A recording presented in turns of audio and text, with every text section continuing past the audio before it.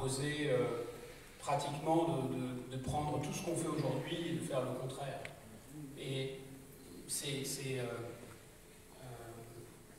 Einstein qui disait, c'est pas les gens qui ont créé les problèmes qui vont les résoudre. Ça paraît être une évidence. Mais il faut d'abord vraiment bien comprendre la nature du problème.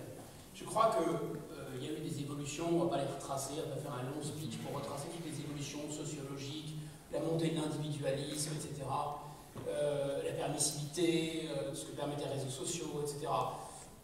Je crois qu'il faut vraiment aller droit à l'essentiel. Qu'est-ce qui s'est passé au cours de ces 40 dernières années?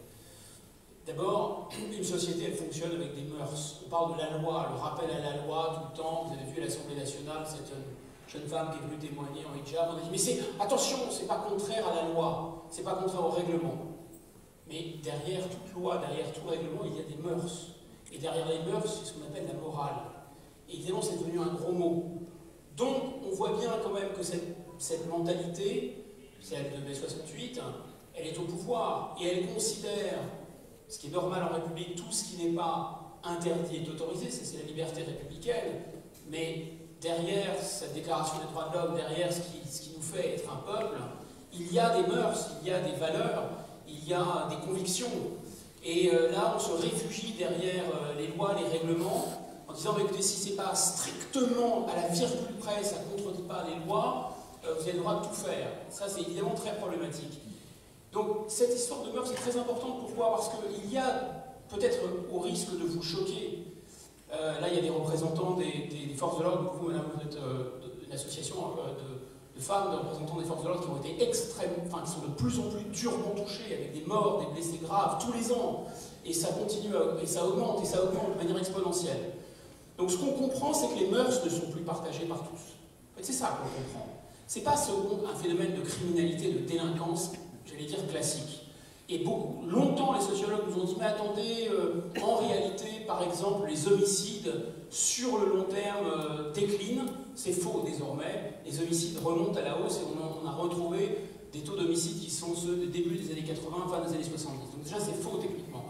Mais en plus, oui, il y a eu un phénomène qui a dissimulé cet ensauvagement pendant longtemps, et qui peut-être nous rend tous complices de cet ensauvagement, c'est la montée de la mièvrerie, c'est la montée de la mollesse, c'est la montée du fait... En fait, on meurt de tolérance. Voilà. Maintenant, ça suffit.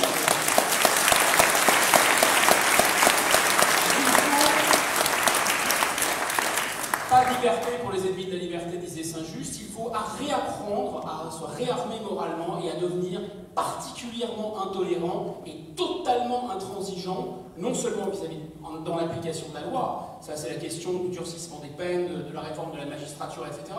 Mais il faut que tous les citoyens, quelles que soient leurs origines, quelle que soit leur classe sociale, comprennent que nous faisons nation, nous faisons une société, nous avons des mœurs et des valeurs. Et nous aussi, nous pourrons mourir pour défendre ces valeurs et ces mœurs.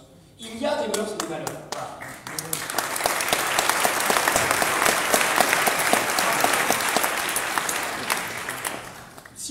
Souvenez-vous certains s'en souviennent, d'autres pas nés, mais en 1980 ou 81, je crois, Jacques Messrine, on a fait un biopic d'ailleurs à sa gloire, qui était l'ennemi public numéro 1, qui a été traqué par le commissaire Boussa, pourtant un commissaire très républicain.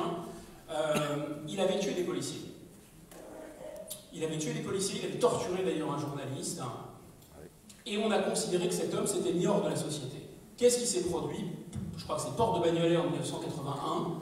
Eh bien, il y a eu un guet-apens de la police, et je crois qu'il y a peut-être 50 ou 60 cartouches qui ont été tirées. Il n'avait aucune chance de s'en sortir. Qui a pleuré sur son sort? Personne. Tuer un policier à cette époque, c'était quasiment signer son arrêt de mort. Les magistrats le savaient très bien. Quand on tuait un policier, on ne s'en sortait pas vivant. Bien sûr, on prenait une balle perdue. C'est extrêmement choquant, je dis des choses qui violent la loi, etc. Mais enfin, écoutez, c'est une société a parfaitement le droit de se défendre. Foncez, c'est une de vos collègues qui a perdu la vie, foncez sur un barrage de police ou de gendarmerie. Pourquoi les gens ne fonçaient pas? Aussi parce qu'ils savaient qu'en fonçant, bien sûr, en face, on allait faire feu. Aujourd'hui, non seulement on ne fait plus feu, mais c'est pas parce que les forces de l'ordre manquent de courage, c'est parce que non seulement les magistrats risquent d'écoler en prison, Non seulement parce qu'il va y avoir une avalie médiatique contre eux, mais même leur hiérarchie ne va pas les soutenir.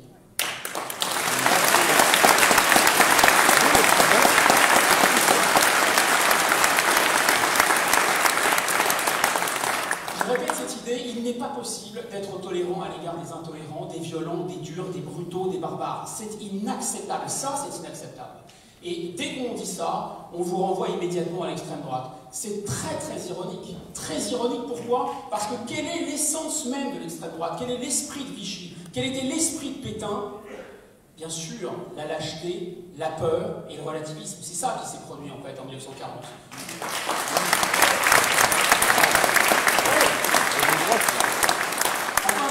Pour bien comprendre ce qui se passe, il y a un mécanisme, enfin, il y a un phénomène central, c'est le trafic de stupéfiants. C'est ça évidemment qui gangrène nos quartiers, bien sûr. Il y a un deuxième mécanisme qui est l'immigration sous forme de regroupement familial d'une part et sous forme de détournement absolument scandaleux du droit d'asile, de sorte que ces quartiers sont effectivement devenus des ghettos, ils sont devenus hyper concentrés sur le plan ethnique. C'est pas très nouveau, le trafic de stupéfiants a toujours été aux mains de certaines ethnies, c'était les Corses d'ailleurs qui tenaient le trafic de stupéfiants jusque dans les années 80-90, désormais c'est l'immigration maghrébine en France.